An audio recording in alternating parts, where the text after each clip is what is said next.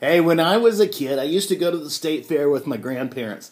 And one of my favorite parts of the state fair was the sideshows, the freak shows. The shows where they would have all kinds of freakishness and fascination on display for all to see. And for only 50 cents, you could step in and view things that you'd never seen before. All kinds of unusual things. And there would be a guy standing out front, and he would try to get you to come in, and he'd be like, "Step right up and see Bobo, the amazing dog boy. He walks, he talks, he crawls on his belly like a reptile." And you'd pay your money, you'd get in, and you'd see all kinds of craziness. You'd see the bearded lady, who I pretty sure was a relative of mine. You'd see the world's smallest horse. You'd see a 900-pound alligator. All kinds of fascinating things. It was amazing. I'm still fascinated by that. I still love the unusual. And today's Bible reading is a little bit like a freak show. It's kind of like a biblical freak show. We run into a lot of things that we haven't encountered before.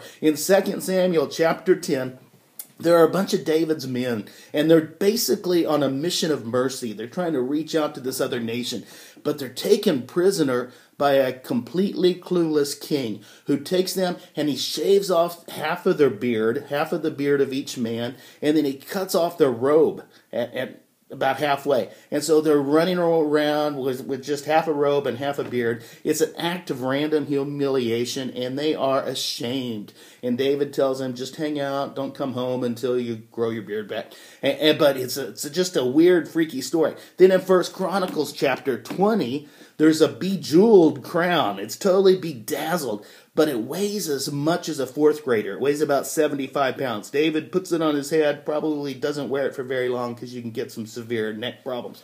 And then there are giants. There's just a whole slew of giants, including Goliath. Remember Goliath, David and Goliath?